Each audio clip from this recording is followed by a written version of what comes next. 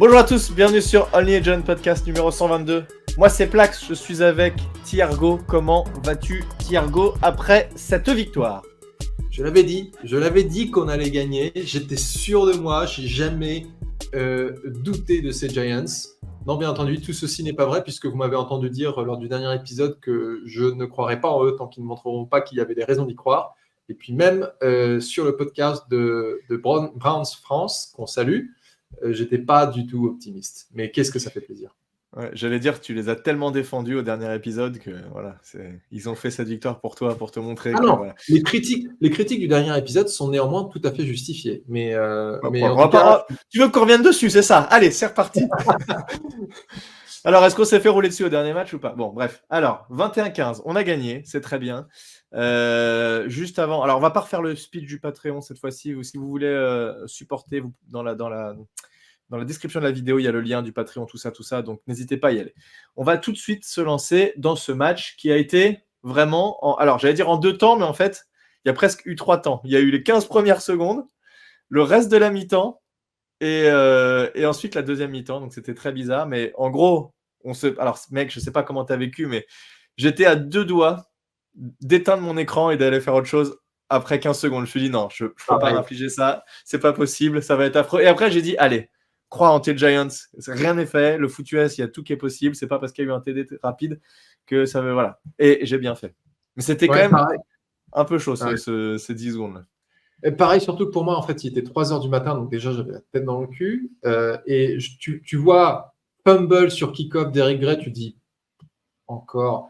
Et puis ils vont marquer, parce qu'en fait, je m'attendais à ce que les Browns marquent, mais pas direct sur le premier play où tu as Deontay Banks qui se fait battre par Cooper. Et là, je me suis dit, en fait, tu sais quoi, je vais me coucher parce que là, ça va faire. Parce que tu t'étais relevé en plus, j'imagine. Tu t'étais allé te coucher, tu t'étais relevé. Ouais, je suis allé me coucher à 10h du soir, je me suis réveillé à 3h du matin pour le match. Et puis, en fait, ouais, j'ai fait comme toi, je fais non, allez, on va regarder au moins le premier quart-temps. Et puis, comme tu dis, il y a eu ce deuxième acte du match qui nous a redonné foi en ces Giants. C'était quelque chose. Ouais, et oui, et donc là, on a eu. Alors, on rappelle quand même que c'est une bonne défense, hein, les Browns. Ils avaient l'année dernière une des meilleures défenses. Cette année, ils avaient encaissé peu de points. Je sais plus, c'est les Jaguars qui avaient joué la semaine dernière. Ils avaient pris que 14 points. Donc voilà, bon, on leur met 21, on leur met pas non plus 40. On aurait pu en mettre plus. On en reparlera, mais Singletary s'est couché à 1 yard de la end zone. En tout cas, voilà, les 21 points ont été marqués en première mi-temps. On a vraiment appuyé là où ça faisait mal. On a réussi à avoir du jeu de passe grâce à un Malik Nabers qui est un cheat code pour l'instant, comme tu disais. C'est vrai que il attrape tout, il attrape des ballons au-dessus de la tête des joueurs. Comme on dit, tu t'es fait Most en rapport avec Randy Moss qui était spécialiste pour aller attraper le ballon sur la tête des mecs devant toi. Il met 2 TD, c'est absolument incroyable. Il a des super stats et il fait déjà des records. Donc on a eu cette période, voilà, ce première mi-temps où après ce fumble atroce, on a vraiment dominé, ils n'ont rien pu faire, on les a saqués un bon paquet de fois en plus, etc. Donc attaque-défense, tout a bien fonctionné. Et deuxième mi-temps, où là, on en parlait un tout petit peu tous les deux avant le podcast, on a essayé de gérer plutôt, on a bien senti que le game plan était très différent, moins agressif en attaque, moins agressif en défense aussi, avec moins de joueurs qui blitzaient. Et au final, on leur a permis de se relancer jusqu'à ce qu'en fin de match, même, on s'est dit, waouh, putain, là, ça devient chaud, parce qu'ils avaient mis une transfo à 2 points, donc ils étaient à 21-15, ils avaient le ballon au milieu du terrain, et 2 fois notre défense fait des super drives et arrive à les arrêter et en 4e et 1, etc. Donc c'était assez beau et on gagne le match sur ça. Donc vraiment un match vraiment en 2 temps. Quel est ton avis toi globalement sur ce match? Qu'est-ce que tu as pensé? Est-ce que tu vois une évolution dans cette équipe? Donne-moi ton avis général, comment tu te sentais après cette victoire? Après cette victoire, je me sentais soulagé parce que, comme je te disais avant le podcast, dans le dernier quart-temps, je pensais vraiment qu'on allait perdre ce match. Parce que, comme tu l'as dit, les Giants ont changé leur fusil d'épaule à la mi-temps et ont repris un positionnement beaucoup plus passif, beaucoup moins agressif. Alors, bien entendu, c'est tout à fait normal de faire un peu plus de prevent et tout, d'être moins agressif dans ses choix quand on mène. Mais en fait, on ne fait pas ça à la mi-temps. On fait ça à partir du 4e quart-temps quand on a peut-être 3 ou 4 TD d'avance. Là, on n'avait que 2 possessions d'avance. C'était pas suffisant face à des Browns qui, en fait, ont repris du poil de la bête. Et heureusement, il y a eu quelques petits événements favorables. Il y en a eu d'autres qui étaient défavorables, on pense notamment au fumble de Singletary, mais on a aussi eu un fumble en notre faveur qui nous a permis de reprendre la main. Mais une fois que c'était terminé, tu dis enfin, parce que en face, ils l'ont montré d'ailleurs pendant le match. Stefanski, le head coach des Browns, a été 2 fois coach of the year. Donc c'est pas un manchot, il est plutôt bon. Et comme tu l'as dit, l'effectif des Browns, c'est aussi une bonne équipe. Donc ça, c'est pour la partie négative où on se dit, on aurait peut-être dû faire mieux que ça. Mais la première mi-temps, mon vieux, oh là là, tu sais à quoi moi ça m'a fait penser au match l'année dernière, le dernier match contre les Eagles où il y a tout qui se passait bien, on les écrase. Bon, sauf que là, ça avait duré vraiment tout le match. Mais ouais, c'était ça, on marquait, on remarque. En plus, là, on marque avant, il reste, je sais plus, 3-4 minutes, je sais plus exactement. Les Browns ont la balle. Brian Burns, strip sack, il arrive à attraper le bras de Deshaun Watson au moment où il lance, donc il arrache le ballon. On récupère la balle. Il nous reste quelques 2 minutes peut-être, je ne sais plus exactement. On remarque un TD, donc là on est à 21 points. Généralement, on était historiquement, en tout cas sur les 10 dernières années, je me souviens vraiment mauvais sur ces moments de pression où il nous reste peu de temps pour aller marquer. Les 2 minutes qui restent, ça finissait souvent sur les 3 and out. Tu sais, tu récupères la balle, tu dis allez, juste avant la mi-temps, ce serait bien d'aller mettre des points. Je me souviens que c'était beaucoup de 3 and out et de trucs qui marchaient jamais. Et là, écoute, ça a bien fonctionné. On a vraiment réussi à aller mettre des points et 2 TD à la passe de Daniel Jones. Donc, c'était effectivement une première mi-temps idéale, quoi. Sur cette première mi-temps, je trouve qu'il y avait un plan de jeu tant offensif que défensif. Si on oublie le fumble sur le kick-off et puis le premier TD, et ça aurait pu, mais juste miner le moral des Giants et les mettre à terre. Et en fait, non, je pense que Daboll a bien su motiver les troupes. Apparemment, il y a Jason Pinnock, quand il a vu ça, il a dit fuck it, en mode on va tout défoncer là, c'est bon, on n'a plus rien à perdre les gars, on est déjà à 7-0 à même pas 11 secondes du coup d'envoi. Et offensivement, ce que j'ai beaucoup aimé, c'est qu'on a utilisé quand même pas mal de screen pass pour contenir un peu le pass rush très agressif des Browns. Et puis défensivement, on a vu un changement total dans la défense de Shane Bowen qui, en fait, se l'est joué un peu, s'est transformé en Wink Martindale. Je crois que c'était plus de 50% des snaps étaient des blitz, alors que c'était 25% sur les derniers matchs. Et ça, c'était vachement bien parce que du coup, on a eu Elijah Chatman, l'UDFA, qui a eu un sac. Aziz Ojulari a eu un super match. Aziz Ojulari a disparu des radars. Et puis, comme tu l'as dit, Brian Burns aussi a eu son premier sac, un sac fumble, c'est absolument génial. Dexter Lawrence était partout.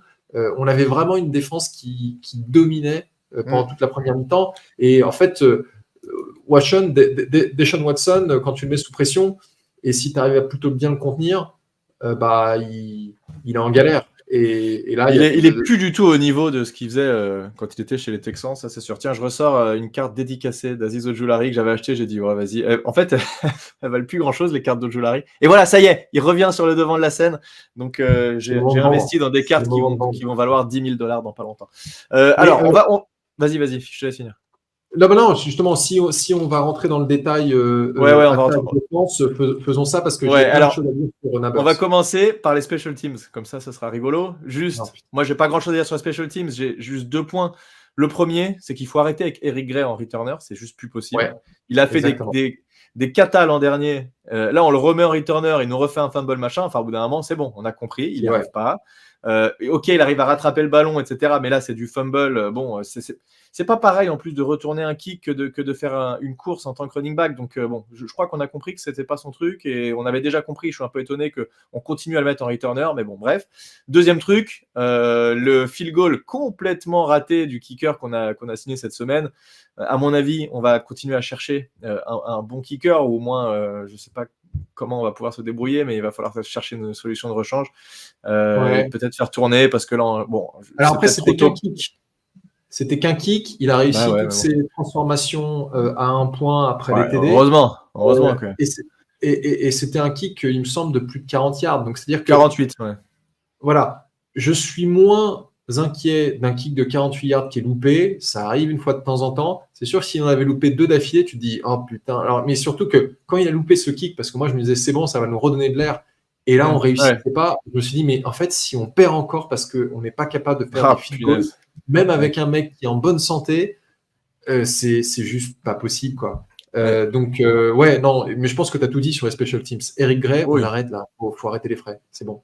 Et Jamie Gillan, mec, il a fait quand même encore 2-3 punts. Franchement, le mec, il te renvoie la balle et ça traverse tout le terrain. On a bien fait de le garder parce que, en tout cas, on disait qu'il manquait de régularité l'année dernière. Là, cette année, pour l'instant, il est assez régulier et il fait des beaux kicks. Mais savais-tu qu'il était chez les Browns avant ? Oui, sûrement. J'avoue, je n'ai pas trop réfléchi à où il était avant, mais oui, effectivement. Non, mais moi je n'étais pas du tout au courant. Et en fait, c'est en écoutant Dog Pound France qui parlait de Jamie, qui parlait du marteau écossais. Je fais comment ils le connaissent, lui. Mais en fait, il est passé chez les Browns. Le mec, il connaît les kickers de toutes les équipes de NFL, tu sais. Mais eux, ils étaient plutôt bien contents de s'en être séparés parce qu'il a fait 3 saisons chez eux. Mais oui, c'est vrai, je suis d'accord avec toi. Sur ce match-là, il a été plutôt régulier. Donc, c'est à mettre à son crédit. C'est sûr. Ouais. Voilà, donc pas grand-chose d'autre à dire, mais il y a quelques petits trucs encore à régler sur les special teams, parce que là, on perd pas le match, mais ça aurait pu encore nous coûter le match, et c'est vrai que bon, tu as quand même envie d'assurer des points quand ce genre de choses arrive. Alors attends, je vais juste partager mon écran pour qu'on aille voir les stats. Est-ce qu'on commence par la défense, parce que c'était quand même pas mal la défense, on leur a quand même mis vachement de pression, mais ça c'était plutôt cool. Première chose, allez, commençons par la défense, première stat importante, 8 sacs.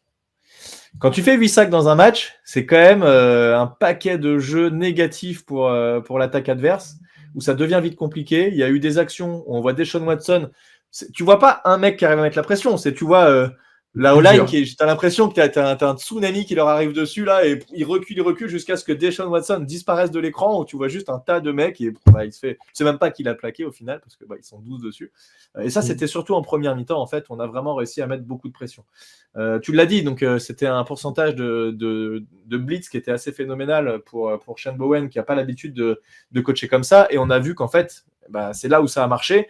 Et aussi, ça veut dire que derrière, les DB ont assuré le taf pendant au moins les 2 secondes qu'il fallait, 2 secondes et demie pour les défenseurs d'arriver jusqu'au QB. Donc jusqu'à ce qu'il se retrouve à un moment donné où il ne voit plus rien, il n'a même pas le temps de lancer, c'est pas possible.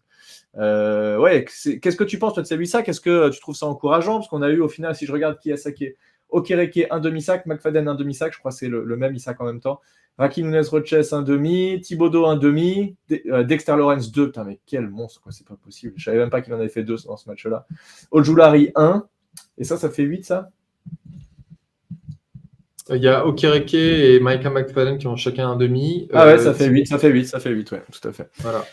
Il n'y a pas que les sacs, hein. Il y a aussi les QB hits, il y a 17 QB hits. Alors on n'a pas les pressions, mais les QB hits, c'est en gros... Alors, je pense que les pressions, c'est une statistique, ils ont toujours du mal à les mettre parce que y a un peu de subjectivité sur qu'est-ce qui est une pression, qui a mis la pression sur le quarterback. Mais le QB hit, c'est en gros, le défenseur a réussi à mettre un taquet au QB au moment où il passait. Donc, c'est pas un plaquage, c'est pas un sac, mais mine de rien, il a foutu un taquet. Donc, regarde, Dexter Lawrence, il en met 4, mec. C'est lui qui en met le plus. Oui. C'est pas normal. En fait, c'est pas normal qu'un obstacle fasse ça. C'est pas logique. Il n'y a aucune équipe où il y a ça. Alors, il y a aussi un truc, c'est que Talking Giants, le podcast américain qu'on aime bien écouter, avait souligné le fait que le centre des Browns était l'un des pires centres de la ligue sur les 2 premières semaines. Et avait donc face à lui Dexter Lawrence, qui est un monstre. Donc, je pense que ça a joué à l'avantage de Dexter Lawrence. La ligne offensive, j'en parle dans Dog Pound France avec nos amis fans des Browns. La ligne offensive des Browns est plutôt bonne, mais en ce début de saison, elle n'est pas au complet. Sur la première mi-temps, ils n'ont pas eu trop de blessures, et pourtant, c'est là où en fait notre pass rush est le plus productif. Ils ont eu quelques blessures en deuxième mi-temps, et là, je pense que c'est plus lié au game plan qui était moins agressif, mais comme tu l'as dit, il y avait un pass rush qui était en continu, qui empêchait à Watson de chercher ses receveurs sereinement. Ça a joué énormément en notre faveur. Et surtout, moi, je suis toujours impressionné. On le sait, on le connaît, on le voit. Mais quand tu vois notre ami Dexter Lawrence se déplacer à une vitesse. T'imagines qu'il y a des gars qui doivent fuir Dexter Lawrence. T'imagines à quel point ça va être terrifiant Ah, mais pour un être humain. tu sais qu'il court beaucoup plus vite que nous. Hein. Ah mais oui, bien sûr. Mais Alors qu'on fait la moitié de son poids. Moi, Dexter Lawrence, j'ai pas envie de l'énerver. Parce que même si j'ai 20 mètres d'avance, il me rattrape. Donc, c'est vrai que c'est assez ouf. ah non, mais c'est juste dingue. Et puis, qu'est-ce qu'on peut dire d'autre sur cette défense? J'avais noté moi, ce que j'ai noté aussi, c'est que si tu regardes les stats à la course, ils mettent que 69 yards. C'est quand même une grosse différence. Alors oui, ils n'ont peut-être pas de coureurs incroyables, etc. Mais on a réussi à faire quand même un match très correct contre la course. 69 yards, c'est vraiment rien, sachant qu'il y a une grosse course de Deshaun Watson, où il gagne 15 yards. Le reste, tu vois, Jerome Ford, il gagne 10 courses, 37 yards, tu vois, c'est quand même pas grand-chose. Ouais. Après, ils ont été obligés de lancer pas mal, 37 passes, mais globalement, de toute façon, dans ce match, on a quand même eu la possession plus qu'eux, ils ont eu moins de temps et moins d'action que nous, donc ça, c'est aussi très positif. Mais j'ai trouvé cette défense contre la course bien meilleure que ce qu'on a pu vivre la semaine dernière contre Washington. On était quand même vachement inquiets à la fin du match, on se dit, putain, mais comment on va faire pour arrêter? Là, ça s'est bien rattrapé quand même. Je suis toujours inquiet quand même. Bien sûr. Par la capacité à plaquer, enfin par l'incapacité à plaquer de notre secondary, parce que comme tu l'as dit, il y a eu des gros gains, il y en a eu deux, il y a eu deux gros gains en quatrième quart-temps des Browns à la course, et à chaque fois tu vois des DB qui en fait touchent le running back, qui ne le plaquent pas, et tu te dis mais c'est pas possible. Et Jérôme Ford, il n'est pas connu parce que normalement c'est Nick Chubb, mais Nick Chubb il est sur PUP en ce moment. Mais Jérôme Ford, pour avoir vu les extraits des 2 premiers matchs des Browns cette saison, c'est quand même un bon coureur, quoi. Donc mais comme tu l'as dit, réduire à moins de 70 yards le jeu de course des Browns, c'est un excellent fait de match, surtout que dans le podcast avec les Browns, moi je disais qu'ils avaient un match-up favorable contre nous à la course parce que nous, on était incapables d'arrêter qui que ce soit. Ouais, bah oui, c'était logique après le dernier match que tu dis ça. Donc, autre point, un petit peu plus, et t'en as parlé un peu, mais un peu plus décevant là pour le coup. Alors notre secondary, il y avait Drew Phillips qui était blessé. Je crois qu'il a quasiment pas joué ou pas joué du tout, je sais pas. S'il a dû jouer un peu parce qu'il a fait quelques snaps. Il s'est retrouvé sur la touche très rapidement. Ouais, il s'est retrouvé sur la touche très rapidement. Malheureusement, c'est dommage parce que c'était un des joueurs très en forme et qui avait été vraiment impressionnant depuis le début de saison. Celui qui a été pas mal en galère, c'est Deontay Banks, qui, bon, ce qui est bizarre avec ce joueur, c'est qu'il est toujours bien placé. Il est rarement, tu vois, dépassé au point d'être à 10 yards derrière le mec, mais le receveur arrive toujours à faire la réception. Alors, je sais pas, est-ce qu'il manque un peu de technique sur comment placer le bras? Typiquement, tu parlais du premier TD. Il est collé au receveur. Comment il arrive à faire ce catch-là? C'est assez ouf, quoi. Parce que, et ça arrivait plusieurs fois dans le match. C'est un peu. Bon, il lui manque quelque chose pour l'instant parce que, en termes de déplacement, etc., je trouve qu'il est plutôt bon, réactif et tout. Je le trouve vraiment pas mauvais sur ça. Ouais, alors je trouve qu'il se bat pas pour le ballon. Alors après, est-ce qu'il a été tellement coaché à éviter les passes interférences? Je ne sais plus si on disait que c'était quelqu'un qui était un peu sujet aux passes interférences en université. Ce serait intéressant de regarder à nouveau son scouting report. En tout cas, pendant sa saison rookie, il ne s'est pas forcément fait remarquer pour ça, contrairement à d'autres joueurs qu'on a eu dans notre effectif. Mais ouais, contre Amari Cooper, on aurait voulu voir un peu plus d'agressivité sur le TD de Cooper, enfin le deuxième TD de Cooper, le slant, où en fait il est en off coverage. Alors je sais pas. Bah ouais, mais il est trop loin. Pourquoi il est aussi loin, quoi? Je comprends pas. Mais ça pour le coup c'est un schéma. Je sais pas pourquoi c'est schéma. Mais alors, déjà en fait il va à droite alors que l'autre va à gauche. Ouais, mais t'as vu, il la joue bien. Je sais pas si t'as regardé le replay, mais Cooper, au début, il fait un peu comme si ça allait être une course parce que il marche, limite, il va rien faire et il se dit bah voilà, c'est une action qui se passe de l'autre côté. Moi, je fais rien, comme un receveur pourrait faire. Ça, c'est très bien joué de la part du receveur. Et d'un coup, il démarre, il fait son tracé slant et là pour le coup, Banks, là, il est à 10 yards pour le coup. Ouais, non, mais c'est là que tu vois que pour un cornerback de premier tour qu'on a pris dans le top 10, on s'attend à plus que ça, quoi. Mais pourtant, sur les 2 premières semaines, il a quand même des fiches de stats qui sont assez propres, mais j'ai lu quelque part que le QB rating est de 125 contre lui chaque semaine, ce qui m'étonne un peu. Parce qu'il y a eu peu de yards encaissés sur ces receveurs qu'il a marqués, donc Bon, écoute, je sais pas. En tout cas, pour l'instant, c'est vrai qu'il n'est pas vraiment au niveau qu'on pouvait attendre d'un joueur pris au premier tour. Et on espère qu'il va. Voilà, c'est que sa deuxième année. On espère qu'il va continuer à progresser. Alors, il n'est pas non plus nul. Hein, il se fait pas bouffer. Voilà, c'est ça. Ce qui est, tu vois, c'est pas le mec qui se prend 5 yards à chaque jeu. Donc, on a vu des corners comme ça chez nous. Là, c'est pas le cas du tout. Donc, il y a quand même de quoi travailler. Je pense qu'il y a un peu de technique à travailler encore un peu à ce niveau-là. Ouais. Bon, voilà ce qu'on peut dire de cette défense. C'était quand même globalement bien mieux que ce qu'on a vu l'an dernier. Il y a eu beaucoup de punts de la part des Browns. On les a vraiment embêtés. Deshaun Watson, il n'a pas pu jouer comme il voulait. Il a été mis sous pression de manière constante. La secondary a quand même bien joué. On a arrêté la course. Bon, globalement, c'était un match quand même bien plus convaincant de cette défense et un plan de jeu qui était bien meilleur. Donc, ça, j'espère juste que Shane Bowen ne va pas retomber dans ses travers des 2 premières semaines. Chaque match est différent. Hein. Chaque match est différent. Tu fais des choses différentes. Tu vois, je ne demande pas qu'il devienne un Wink Martindale bis. Shane Bowen et Shane Bowen. Mais par contre, en fait, j'ai trouvé bien qu'ils s'adaptent et qu'ils se disent, maintenant, là, sur ce match, on va blitzer. Parce qu'on a besoin de le mettre dans une... Et c'est ce qu'on aurait dû faire contre Jayden Daniels. On aurait dû le mettre dans une position inconfortable. On a été trop sur le prevent. Donc, parfois, il faut prendre aussi un peu des risques. Donc, ouais, voilà. J'espère... On va voir ce qui se passe sur les 3 prochaines semaines. Mais en tout cas, ce qui m'a quand même pas mal chagriné, c'est le fait qu'on redevienne complètement passif à la mi-temps alors qu'on n'avait que 2 TD d'avance.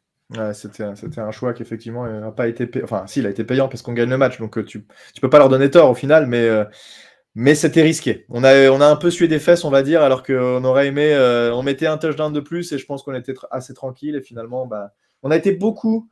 Et on va faire la transition sur l'attaque, mais on a été beaucoup dans des mauvaises positions de départ, en fait, en deuxième mi-temps. On a beaucoup commencé sur notre ligne des 5-10 yards et on a rarement réussi à, tu vois, c'est ce que je reproche aussi un tout petit peu, là où d'habitude, je me souviens qu'avant, avec Joe Judge, typiquement, si on commençait sur nos 10 yards, tu disais c'est mort, on va pas y arriver. On va faire que des jeux pourris qui vont rien nous faire gagner, machin. Là, quand même, on a plus l'habitude avec Dabble, quand on est un peu acculé, quand même, à ce qu'il tente des passes, ce genre de choses qu'on tentait jamais avant. Là, en deuxième mi-temps, je l'ai trouvé vraiment à plus tenter des courses, à essayer de faire couler le chrono et être un peu moins agressif et à moins faire confiance à Jones, alors que Jones fait quand même un beau match. Et d'ailleurs, on peut tout de suite faire la transition sur ça. Daniel Jones, il finit à 24 sur 34, 236 yards, 2 TD, 0 interception, 0 fumble. Il se prend 2 sacs pour 8 yards. Franchement, ça va. Il a un rating de 109,4. Donc, et attends, j'ai ces stats à la mi-temps parce que celles-là, elles sont vraiment folles pour un peu illustrer. 17 passes pour 19. 17 passes sur 19. Ouais. Voilà. Et t'imagines, il fait 178 yards à la mi-temps alors qu'il finit avec 236. Donc, il met que 50 yards en fait sur la deuxième mi-temps. C'est vraiment pas terrible. En fait, il a 140,8 de rating. Donc, en fait, il fait son match en première mi-temps. Clairement, il a joué 2 4 ans. Ouais, ça nous montre encore une fois que le coaching a été beaucoup trop conservateur sur la deuxième mi-temps. Ouais, alors, c'est un match excellent de la part de Daniel Jones, il n'y a pas de doute. Par contre, il nous a quand même fait une passe en triple coverage qui a failli être interceptée à l'ombre de nos poteaux. Et là, tu fais... Et heureusement que... Je crois que d'ailleurs, c'est Mike Neighbors qui défend la passe. Ah, mais c'est en deuxième mi-temps? Ouais. Oui, Malik Neighbors défend la passe. D'ailleurs, Brenda Ball a dit, je pense que c'est sa meilleure action du match. Et pour info, il se fait taper le bras au moment où il lance. La balle, ça devient une pizza, elle est flottante. Et voilà, il veut la lancer, mais il se fait taper le bras. Par contre, oublions pas que première passe du match, il se fait intercepter. Hein. Bon, ça a été annulé. Première passe du match, premier drive qu'on fait, il se fait intercepter. Là, c'était fini. Là, le match était plié. Si ça arrivait, c'était plié. Là, je pense que je serais allé me coucher. Ouais, non, il y a eu un roughing de passeur, je sais plus ce qu'il y a eu, je me souviens plus parce que j'étais en train de faire les travaux en même temps. Je l'avais oublié. Je l'avais oublié celle-là, mais en effet, il y a ça. Et il y a aussi un open match de Daniel Jones qui n'apparaît pas dans ses stats. C'est en 4e quart-temps, il me semble. On a John Michael Schmitz qui fait un snap trop haut. Et donc, le ballon part en cacahuète. Et il y a Jones qui a littéralement Myles Garrett sur ses talons, hein. Qui récupère le ballon et qui arrive à s'en débarrasser en touche. Donc, ce qui aurait pu être un fumble récupéré par les Browns, finalement, n'est qu'une passe incomplète. Donc, très bon match de Jones globalement. Je peux rajouter un truc quand même sur Jones, c'est que, on l'a déjà dit au match d'avant, sur les passes longues, il manque de précision depuis le début de l'année, c'est flagrant. Il a lancé une passe longue sur Jalin Hyatt qui arrive 5 yards devant. À un moment, il y a Nabers qui est tout seul sur un tracé fade. Il le rate, il retente le même jeu derrière, elle est mieux lancée, mais Nabers n'est pas tout seul. Donc, vraiment, les passes de 30-40 yards. Alors en plus, c'est le Giant, il l'envoie à moins à 50-55 yards. Mais il manque de précision alors que les mecs sont ouverts. Et si tu la lances mieux, voilà. Ça, pour moi, c'est quand même même s'il fait un bon match, c'est des occasions manquées qui peuvent à la fin du match te coûter cher. Je dis pas que n'importe quel QB de NFL est censé réussir ces passes-là.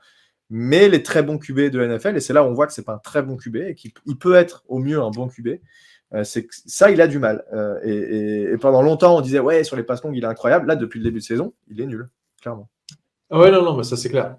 C'est clair. Alors après, ce qu'on constate aussi, c'est qu'il a plus confiance, même si parfois on peut se dire qu'il a trop confiance, mais en tout cas, il tente des passes vers Nabers parce qu'il sait que Nabers va la récupérer. Le premier TD de Nabers, et on parlera de Nabers un peu plus en détail, quand il a lancé la passe, il la lance d'une force et super haut. Moi, j'ai cru que ça sortait. Et d'ailleurs, je ne sais pas si tu as vu l'interview de Nabers dans les vestiaires où on dit sur le premier TD, vous n'avez pas trouvé que c'était un peu haut. Et Nabers s'est fait, ouais, bah, quand j'ai vu la passe arriver vers moi, j'ai fait, hein. Et il a sauté, il chope le truc. Ouais, mais ça, tu sais pourquoi, hein, ça c'est pour moi, s'il met le TD, elle est bien placée. Évidemment, si tu as Wendell Robinson, tu n'envoies pas la même balle, évidemment. Mais bien sûr. là tu as quand même Nabers qui a une détente et qui a une bonne taille et qui est très athlétique. Tu la lances d'une manière où soit il y a TD, soit il n'y a rien. Tu vois, il n'y a pas d'interception possible. Donc ça, c'est mieux ça que de la lancer plus bas et de te faire intercepter, clairement. Mais c'est comme, tu sais, pour ceux qui jouaient à Madden, quand John Madden faisait encore les commentaires, il y avait toujours ce commentaire, oui, il faut placer le ballon à un endroit où seul le receveur peut l'attraper. C'est exactement ça. Et en fait, ce que je veux dire, c'est que Daniel Jones, maintenant, tu sens qu'il a confiance en Nabers et il dit, non, mais c'est pas, je lui lance et il va le récupérer. Ouais. Bah, typiquement sur le jeu où Nabers, la catch sur la tête du mec, c'est exactement ça. Ouais. Je l'envoie pas très bien, très honnêtement, mais je vais faire confiance à Nabers et il va la charger. Ça, mec, depuis OBJ, on n'a pas eu ça. Hein. Il n'y a pas eu de receveur. Tout le monde est d'accord pour dire, si vous regardez Twitter, qu'on n'a pas eu une prestation comme ça de la part d'un receveur depuis Odell Beckham Jr. Il n'y a aucun doute. Et ça fait un bien fou, en fait, à Daniel Jones, qui, rappelons-le, hein, parce que Daniel Jones, contrairement à Eli Manning, avant Nabers, il est arrivé dans la ligue, il avait Odell Beckham Jr., mais il ne l'a pas eu longtemps. Et puis en fait, entre Odell Beckham Jr. et Nabers, il a eu aucun receveur numéro 1. Attends, Daniel Jones, il a eu Odell Beckham. Hein? Odell Beckham était encore là quand Daniel Jones était alors maintenant, tu me mets le doute. J'ai pas souvenir que Daniel Jones ait lancé de passe à Odell Beckham, moi. Ouais, bah peut-être qu'il était déjà parti. Mais ce que je veux dire, c'est qu'en fait, la seule tentative des Giants avant de drafter Nabers pour donner un véritable receveur à Daniel Jones, c'était Kenny Golladay, et on sait tous à quel point c'était une catastrophe. Donc, punaise, ouais. Ça fait ça. J'ai l'impression à chaque fois qu'on reparle de Kenny Golladay, c'est comme cet ex toxique qui nous a encore un peu traumatisés. Mais ce que je veux dire, c'est que l'impact de Nabers sur le jeu de Daniel Jones se fait ressentir. On en est qu'à 3 semaines de match, de saison, pardon. Et ça nous permet peut-être de faire la transition vers Mike Nabers, mais Mike Nabers, il nous fait des prestations hors du commun pour la NFL. J'ai plus la statistique en tête, mais il vient, je crois qu'il est le plus jeune receveur à marquer 3 TD en 3 semaines. Enfin, pas 3 TD par match, mais sur 3 semaines. Oui. Et le plus jeune receveur à mettre 2 TD dans un seul match aussi. Et ça m'a fait halluciner quand j'ai entendu cette stat en disant, sérieusement, avec tous les receveurs qu'il y a eu dans cette ligue, ça n'était jamais arrivé, ça. Ça c'est peut-être déjà arrivé, mais il a au moins égalé le record. Après, il est très jeune aussi, Nabers, il a que 21 ans, je crois. Si on partage les stats, Malik Nabers, donc tu as Nico Collins en termes de yards, il est 5e, 271 yards, à 2 yards derrière Justin Jefferson. Franchement, c'est quand même une référence pas trop dégueulasse. Il fait 23 réceptions sur 37 passes lancées. Alors, il fait plus de yards en moins de réceptions. Ah, mais il a eu une réception déjà de quasiment 100 yards en même temps à Justin Jefferson, donc c'est pas étonnant. Oh, mais dis donc, il est très bas, Marvin Harrison Jr. Il est là. 198 yards, c'est pas mal. C'est pas mal. Il met 3 TD aussi, ça veut dire qu'il a remis. Je taquine un peu parce qu'en fait, il a été drafté avant Nabers, mais les rôles auraient très bien pu être inversés. Et Rome Odunze, 156 yards. Bon, c'est pas mal en fait. Ouais, mais Rome Odunze, il n'a personne pour lui lancer. Caleb Williams, il se fait déglinguer. Bah, j'ai vu qu'il a fait 2 TD, 2 interceptions au dernier match. Bon, en tout cas, il y a plein de gens qui avaient vu Caleb Williams faire 3 passes acrobatiques pendant la pré-saison. Ils étaient déjà en train de vendre les Bears au Super Bowl. Laisse tomber, c'est pas du tout le cas. Et les mecs s'enflamment vraiment pour des matchs de pré-saison, quoi. Bref, donc si on revient sur Malik Nabers, alors attends, en termes de TD, il est premier ex aequo, je crois. Je peux classer en faisant ça? Ouais, premier ex aequo. Oh, ils sont quand même beaucoup à 3 TD. Bon, ils le mettent dernier, super les gars, merci. Ok, qu'est-ce qu'il y a d'autre? Ça c'est quoi? Big play, j'imagine? Ah bah Malik Nabers, 6, ça veut dire quoi big?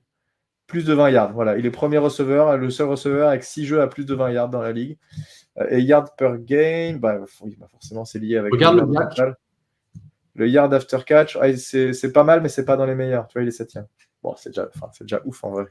Il est premier dans toutes les, enfin, il est dans les 10 premiers dans toutes les catégories, hein, un peu de choses près. Ouais, non, c'est très encourageant.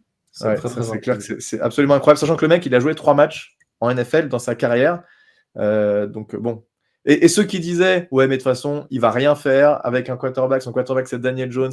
Il en aura marre au bout de 2 matchs, il voudra se barrer. Bah écoutez, moi je crois que pour l'instant, il n'est pas trop inquiet. Hein. C'est pareil que les gens qui disaient, ouais, les Giants ont ruiné la carrière de Del Beckham. Excuse-moi, mais il a eu ses meilleures années avec Eli Manning et avec les Giants. Donc il faut arrêter 2 secondes et éviter le bashing. Alors, ouais.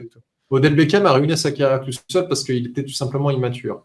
Bon, après, on l'a envoyé chez les Browns. Hein. On l'a envoyé chez les Browns. Ouais. C'est peut-être nous qui lui avons ruiné sa carrière pour de vrai, mais pas quand il était chez nous.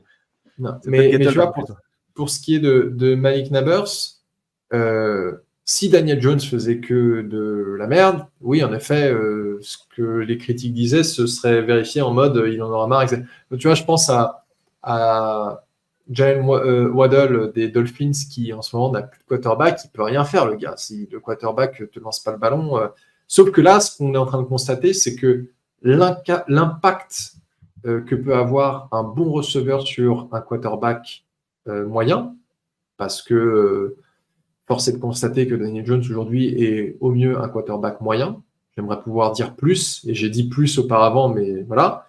Bah, et cet impact, il est énorme. Parce que tu peux courir, tu peux lui donner une slant, tu peux lui donner une passe longue, tu peux lui donner une passe haute, il attrape, il est 12 tentatives dans sa direction, 8 réceptions. C'est propre, quoi. Ouais, c'est propre, surtout pour 12 passes lancées, c'est beaucoup. Alors, effectivement, il est beaucoup visé. Hein. Il était énormément. 18 passes, je crois, la semaine dernière, 12 cette semaine. Alors, le premier quart-temps, pas trop, et il a commencé à exploser au deuxième quart-temps. Il y a eu, on te rappelle, on avait dit qu'il y avait une très mauvaise répartition la semaine dernière. Là, c'est quand même un peu plus propre. En tout cas, ça reste Malik Nabers et Wan'Dale Robinson les plus visés. Devin Singletary qui met 43 yards à la réception. Ah bah oui, il y a eu une screen pass, effectivement. Les screen pass du début de match. Ah oui, alors tiens, on peut en parler parce que les screen pass, c'est quand même un truc. Ça fait 15 ans qu'on n'est pas capable de faire des screenplays propres. Là, on en a eu un beau pour Singletary, un beau pour Theo Johnson qui a bien marché aussi. Et d'ailleurs, Theo Johnson aurait pu marquer un TD sur une très belle action bien appelée où on fait une feinte et il sort qui est envoyé un peu trop haute. Mais oui, le screen pass, ça fait quand même plaisir et quand c'est bien amené comme ça. Et celle sur Singletary, elle est magnifique. Ouais, non, mais c'est. Alors, moi, les screen pass, à chaque fois que je vais partir, je me crispais en me disant. Ouais, je suis d'accord. Mais bon, ça se voit qu'ils ont travaillé ça et en effet, ils avaient besoin de ça pour ralentir un peu le pass rush des Browns qui était très, très agressif. Je ne sais pas si tu as d'autres choses à dire sur le jeu de passe, mais ça me permet de parler de pass rush. J'aimerais bien parler un peu d'Andrew Thomas 2 secondes. Ouais, juste que Jalen Hyatt, une passe lancée dans sa direction et 0 catch toujours, c'est un peu triste. Darius Slayton, une réception 7 yards. Bon, voilà. Il y a quand même pour l'instant très orienté vers Malik Nabers, Wan'Dale Robinson. C'est un peu les deux, avec 2 profils très très différents, mais c'est un peu les 2 joueurs qui font tourner notre jeu de passe. Dynamique. Ouais, donc Andrew Thomas. Vas-y. Andrew Thomas nous a montré qu'il était humain. Je veux pas dire qu'il a fait un match horrible, mais clairement, c'était pas son meilleur match. Je pense que la dernière fois qu'il a eu un mauvais match, c'était pendant sa saison rookie contre les Cardinals, quand il s'était fait ridiculiser par je sais plus qui. Mais là, c'est pas qu'il s'est fait ridiculiser, mais il avait face à lui un Myles Garrett qui, à mon avis, les Browns ont balancé des fausses informations en disant il a les 2 pieds pétés, il peut pas s'entraîner, oh là là. Et puis là, Myles Garrett, il est arrivé et en fait, il a fait 3 QB hits, 5 hurries. Alors, je ne sais pas si c'est uniquement Myles Garrett contre Thomas, mais en fait, Thomas a concédé 3 QB hits et 5 pressions. Et il a aussi eu 2 pénalités, ce qui est rarissime pour Thomas. Ouais, ça arrive jamais. C'est vrai que c'est étonnant à chaque fois que j'entends son nom quand ils appellent une pénalité en holding ou quoi, et que c'est son nom qui est appelé. D'ailleurs, il fait un holding sur Myles Garrett sur un jeu. C'est vrai que c'est assez étonnant, on n'a pas l'habitude. T'entends pas holding numéro 78, c'est très rare. Ouais, tu n'entends pas souvent. Mais bon, voilà. Pour dire que, en fait, son match était médiocre parce que Myles Garrett a été très très bon. Mais, il est monstrueux, Myles Garrett, c'est peut-être le meilleur à son poste dans toute la ligue, un des meilleurs, largement dans le top 3, facile. C'est l'un des meilleurs, c'est sûr. Quand même, globalement, la O-line fait encore un match propre. On prend 2 sacs, on l'a dit, 2 sacs pour 8 yards, c'est très honnête. Il n'y a pas eu des trous incroyables pour le jeu de course. Alors, il fait 65 yards, mais il met 43 yards sur une seule course, Devin Singletary. Donc, ça veut dire qu'avant la dernière course du match, il est vraiment à pas beaucoup de yards, le pauvre. Il a une vingtaine de yards, donc c'est pas incroyable. On a eu Tyron Tracy Jr. qui fait 5 courses, 23 yards. Donc ça, c'est pour un mec remplaçant, c'est plutôt bien. Il y a quand même eu, on sent quand même, et ça fait 3 matchs maintenant, donc on peut quand même avoir un peu de recul maintenant. Il n'y a pas de doute. On est bien meilleur en line que ce qu'on a été l'an dernier. Une des différences, évidemment, c'est les 2-3 joueurs qu'on a récupérés en plus, mais moi, je pense que la différence majeure vient du coaching. Et on voit que maintenant qu'on a un coach de O-line, c'est quand même bien mieux. J'ai l'impression que Jones commence à, est-ce que je peux dire reprendre confiance? Je ne sais pas, c'est encore trop tôt pour le dire, mais je le sens plus à l'aise dans sa poche que ce qu'il a été sur le premier match notamment, où il était peut-être pas habitué à cette O-line et tout. Il y a des automatismes qui se créent. Il y a des jeux qui rentrent mieux, typiquement le screen pass. C'est une grande partie de la O-line. Est-ce que la O-line fait bien son job? Est-ce qu'elle lâche le bloc au bon moment pour partir sur le screen? Je ne sais pas si tu as vu tu l'as vu forcément, mais la dernière action du match où la balle est lancée, il fait une petite pitch comme ça sur le côté pour Singletary pour justement s'écarter et prendre l'extérieur de la ligne. Il y a un décrochement de je ne sais plus quel O-line, peut-être le garde gauche, c'est peut-être Runyan qui le fait, je ne sais plus. Bref, ça c'était aussi bien appelé, le décrochement est bien fait. Et ça nous permet de terminer le match là-dessus. Donc, globalement, je trouve que cette ligne, elle sait faire des choses propres. Elle ne se fait pas avoir pour n'importe quoi. Et ce n'est pas une top ligne, mais enfin, on a une ligne qui tient la route. Et pour moi, ça te change une équipe d'avoir une O-line qui tient la route. Et j'espérais pas avoir cette conversation un jour, très honnêtement, mais là, ça fait du bien.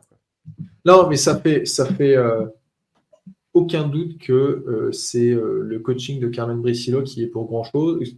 Parce que, alors bien entendu, on n'est pas du tout en train de dire que les joueurs ne font rien, parce que c'est bien les joueurs qui sont sur le terrain. Mais quand on a vu des joueurs de chez nous, comme John Feliciano, chez les 49ers, qui joue très bien, Will Hernandez, chez les Cardinals, qui devient l'un des meilleurs à son poste, qu'on a drafté, et on croyait en ce gars-là.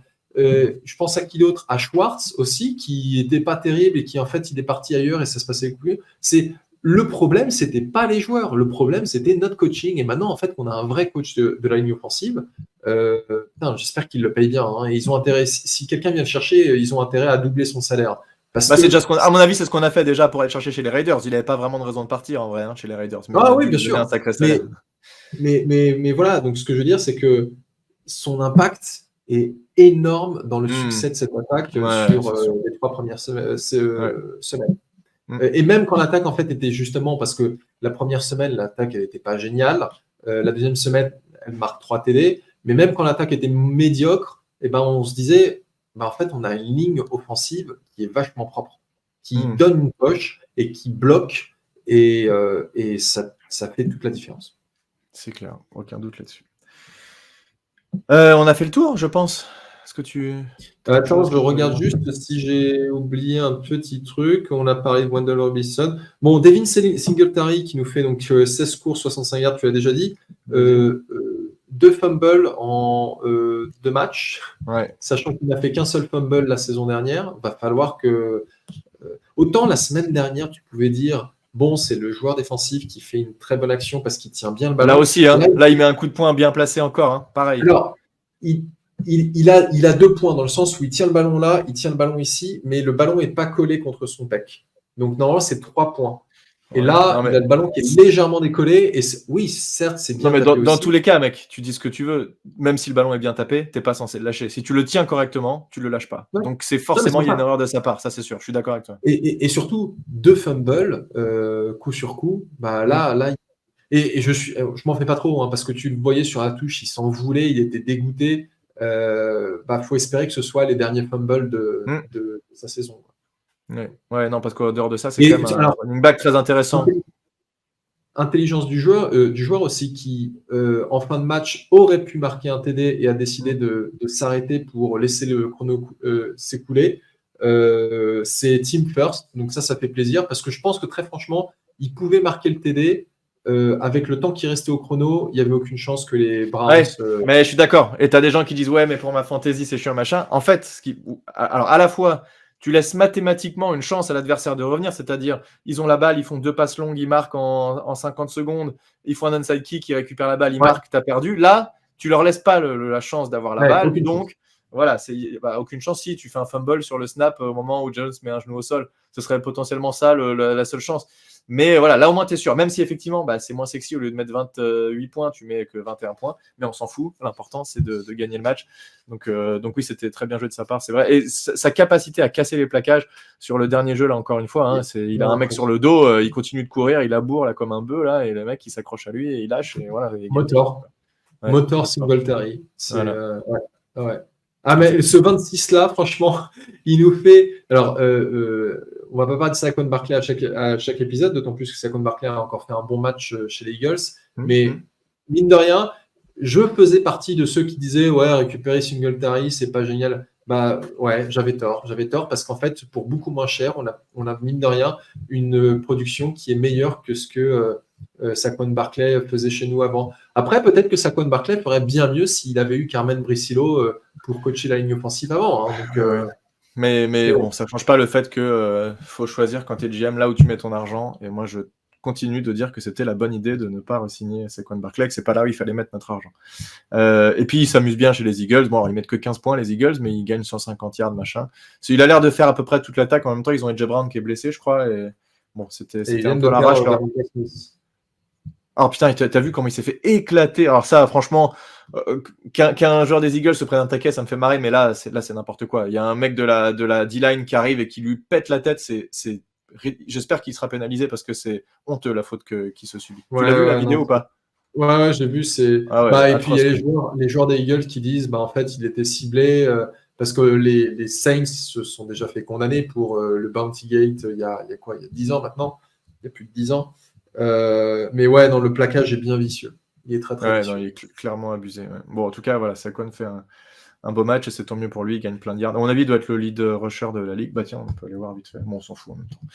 On s'en fout. Ça ne nous regarde pas. C'est pas notre équipe. Bref, nous on joue en tout cas les Cowboys qui ont du mal aussi, qui ont été vraiment malmenés. Ah oui, si, tiens, un truc que je voulais dire avant de parler de ça. Les Vikings qu'on a perdus, on disait ils sont jouables. En fait, ils sont super forts les Vikings.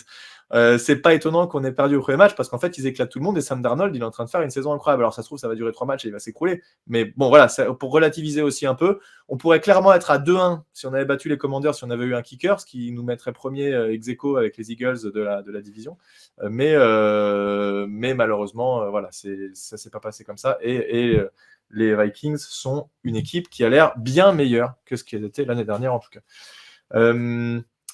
Oui, donc on a un match, si je dis pas de bêtises, ce jeudi, c'est ça, contre les Cowboys. Donc c'est une semaine très courte, avec très peu de repos. Dommage, parce qu'on avait pas mal de blessés. McFadden notamment, qui était un peu blessé, et Drew Phillips.